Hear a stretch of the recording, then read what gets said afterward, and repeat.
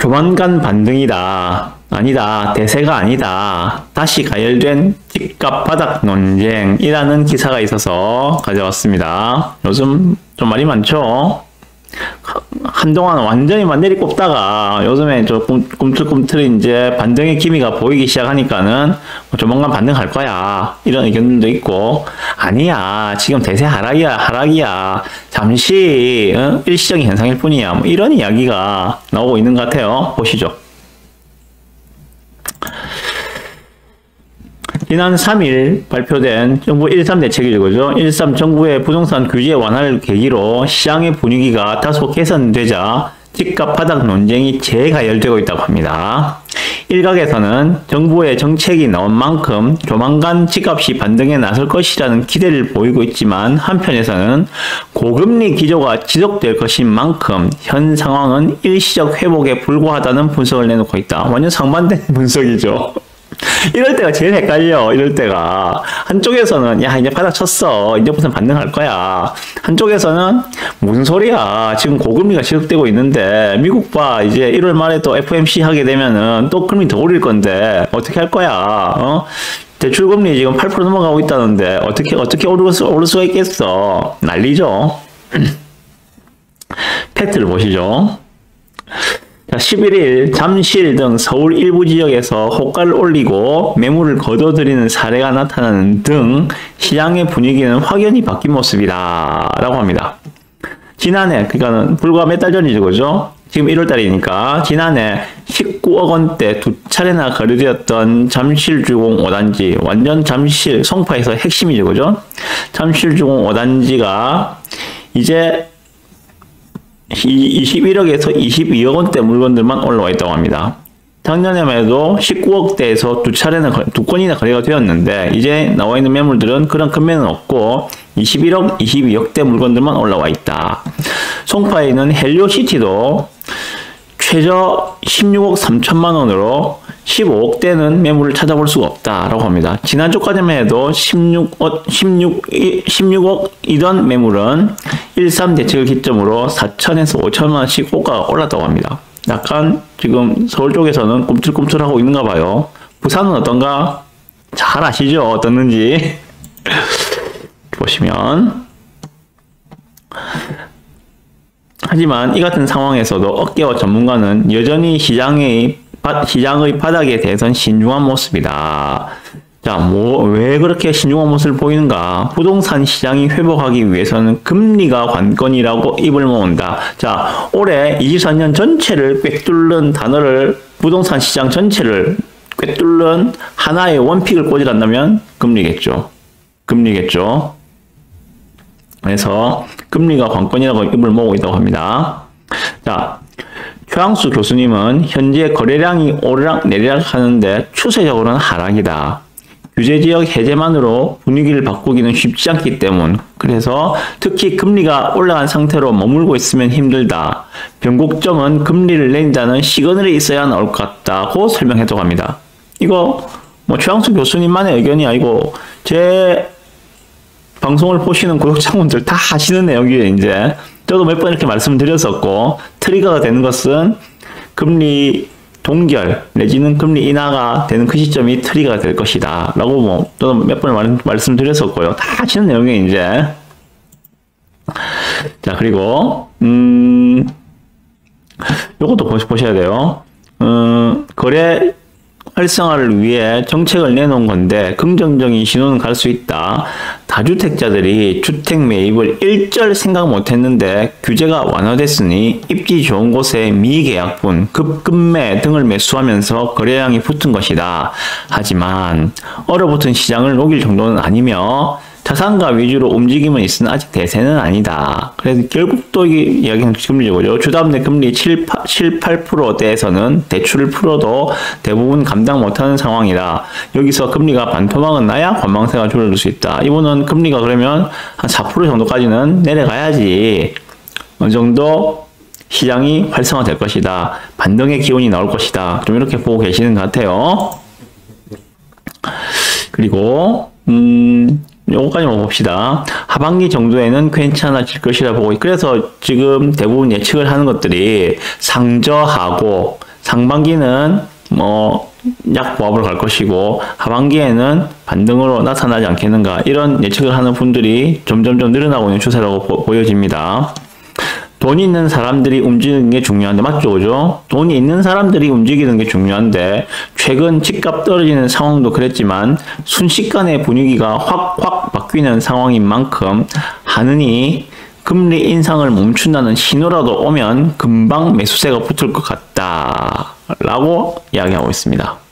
그래서 지금 우리 예비 매수자는 지금 어떤 생각을 하고 있는지, 그리고 매수 대기자죠, 그죠? 그런 분들은 어떻게 생각하고 있는지 한번 봅시다.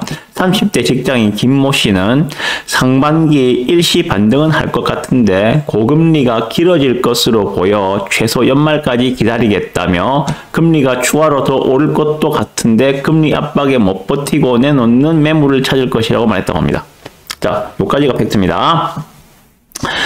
지금 매수 대기자는 아마 이분하고 거의 30대 직장인 김모 씨하고 거의 똑같이 생각하실 거예요. 아마 매수 대기하시는 분들은, 야, 올해 내도록 금리 오른다는데 금리가 떨어진다는 시그널도 없는데, 그러면은 올해는 아마 좀 더 지켜보는 게 맞지 않겠어?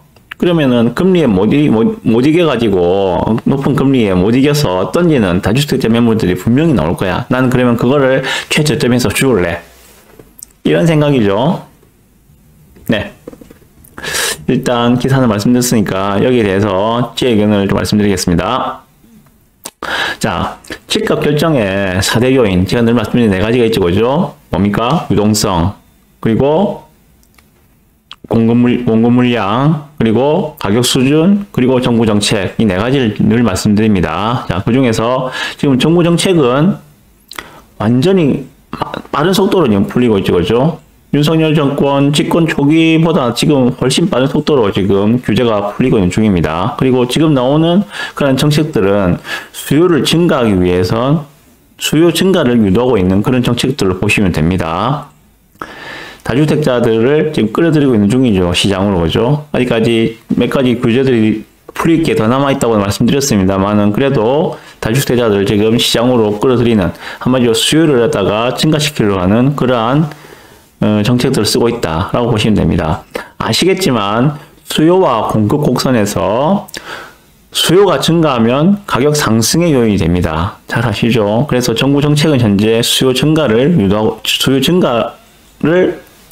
유도하는 정책이다라고 보시면 돼요. 자, 그리고 가격 부분을 한번 봅시다. 지금 눈만 뜨면 지금 서울은 집값이 떨어진다는 기사들이 나오고 있었죠. 오늘 보여드린 기사는 조금 다릅니다만은, 불과 한 달 전만 하더라도 눈만 뜨면은 서울 집값이 떨어졌다, 강남도 별 수 없네, 이런 기사들이 판을 쳤었죠. 자, 그러면 가격이 상승한다. 상승장에서 가격이 상승하면은 어떻게 됩니까? 수요는 감소하죠. 가격이 오르니까 수요는 감소합니다. 그죠? 그러면서 공급은 증가하죠. 왜? 가격이 오르니까 비싼 가격에 팔 수 있으니까 공급은 증가하고 수요는 감소합니다. 자, 반대로 지금처럼 하락조정장에서 가격이 하락합니다. 그죠? 가격이 하락하면은 수요는 증가하죠. 왜? 가격이 싸지니까. 자, 일반적인 제가 경제 논리를 이야기하고 있는 거예요. 그리고 가격이 하락하면은 공급은 줄어들겠죠. 왜? 싼 가격에는 공급해도 남는 게 별로 없으니까 고급 수량이 줄어드는 거죠. 일반적인 우리가 알고 있는 경제 상식입니다. 그죠? 자, 그러면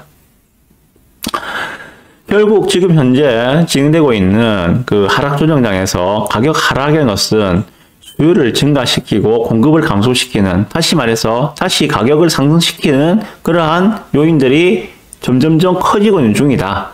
가격이 하락한다는 그 자체가 가격 상승의 요인들을 점점점 키워나가는 중이다. 그래서 어느 임계점이 되면은 그것이 튀어나갈 것이다. 그게 일반적으로 우리가 생각할 수 있는 경제 논리 아닙니까? 그죠? 자, 그리고 그래서 지금 전반적으로 그 가격, 집값을 결정하는 4대 요인 중에서 정부 정책은 수요 증가, 다시 말해서 가격 상승의 요인들로 보시면 될 것 같고, 그리고 현재 가격이 많이 하락했다는 이 자체가 향후에 가격이 상승할 수 있는 그러한 그 에너지를 갖다가 응축하고 있는 과정이다 라고 보시면 될 것 같고요. 그리고 현재 기사에서 언급하고 있는 것처럼 고금리 상태가 지속되면은 상승이 어렵다. 저도 그 의견은 100% 동의합니다. 고금리 상태가 현재처럼 주담대가 뭐 7%, 상단은 8%까지라고 이야기하는데 그런 상황이 지속된다면은 상승은 어렵다. 저도 그 의견은 동의합니다. 그냥 결국은 올해 23년을 관통하는 하나의 원픽 단어를 꼽으란다면 결국은 금리가 됩니다. 자, 그러면 관건은 금리인데 금리의 고점을 언제 확인할 수 있는가? 그리고 언제 금리가 다시 내려올 것인가? 이게 관건이 되겠죠. 근데 이거는 저도 모르고 하는 이창용 총재님도 모르고 연준 파월 할배도 모르고 아무도 몰라요. 이건 정말 나타나 봐야지 알 수 있는 것들입니다. 다만 예측을 하건대 올해 상반기 중으로 아마 미국의 금리 인상은 거의 상단을 찍지 않겠는가 하는 예측들이 점점점 힘이 실리고 있는 그런 상황이라고 보여집니다. 지금 미국 같은 경우에는 그 연준 FOMC가 올해 이번 달 말에 예정되어 있습니다. 그래서 아마 2월 2일이면은 우리 날짜로 2월 2일이면은 미국의 기준금리가 이제 현재 4.5%에서 얼마나 더 인상이 되는지 확인을 하실 수 있을 겁니다. 자, 우리나라 같은 경우에는 13일, 내일 모레 금통위에서 올해 첫 금리를 어떻게 할 것인가를 발표를 하게 됩니다. 뭐 예상은 지금 현재 0.25%를 더 인상해서 한국의 기준금리는 3.5%가 될 것이다 라고 예상을 하고 있습니다. 이거는 작년에 이창용 총재님이 이야기를 했던 내용이죠. 그죠? 작년 연말까지는 3.25를 유지할 것이고 미국이 더 올린다 하더라도 그리고 23년 초에는 0.25를 더 올려서 3.5를 한국의 금리 상단으로 보는 것이 타당하다라고 이야기를 했었죠. 그런데 그 뒤에 이창용 총재가 다시 이야기한 것은 그렇지만 그것은 시장 상황에 따라서 변동될 수 있지 확정적으로 한은에서 금통위에서 3.5가 한국 금리의 최종 상단이야라고 쐐기를 받고 말하는 것은 아니다라고 여운을 남겨두긴 하였습니다. 왜? 미국과 한국의 금리 차이 너무 커지면은 외화 유출에 문제가 생길 수 있기 때문에 그런 우려가 있음에도 불구하고 지금 달러는 급격하게 내려오고 있습니다. 그죠? 뭐 1,450원을 넘어가던 달러가 지금 1,250원도 무너졌죠. 이제 많이 내려오고 있습니다. 자, 이런 상황입니다. 자, 그래서 이 기사에 대해서 저희 마지막 코멘트는 그렇습니다. 만약 상반기 중에 미국 금리의 정점을 보게 된다면, 즉 보합이나 하락이 2분기 내지는 3분기에 나오게 된다면 상승은 어떻게 될지는 모르겠습니다. 그렇죠? 다시 상승으로 뭐 급 반등을 해서 치고 나갈지 어떨지 그거는 모르겠습니다만은 더 이상의 추가 하락은 이제는 걱정하지 않으셔도 되지 않겠는가. 다시 말해서 지금 미국 기준금리가 최상단을 예상하고 있는 뭐 2월달, 3월달 1분기겠죠. 그죠? 1분기가 거의 공포가 극에 달하는 시점이 되지 않겠는가. 그래서 제가 말씀드린 게 그런 거였죠. 작년 연말과 올해 연초 사이 어느 시점에서 최저점 바닥을 찍을 가능성이 높습니다. 그래서 올해 상반기까지는 가능하면 매수를 마무리하시는 게 좋겠습니다. 라고 처음 드리는 말씀 아닙니다. 제가 몇 번 말씀드렸어요. 네, 그렇습니다. 그래서 지나보면 알겠죠, 그죠? 지나보면 알고 올해를 관통하는 단 하나의 원픽 단어를 꼽으란다면 금리가 될 것이다. 그 금리가 어떻게 되는지는 아무도 모르니까 그거는 지나가면서 상황을 보면서 판단을 하는 것이 맞지 않겠는가라고 생각을 합니다. 네, 그렇습니다.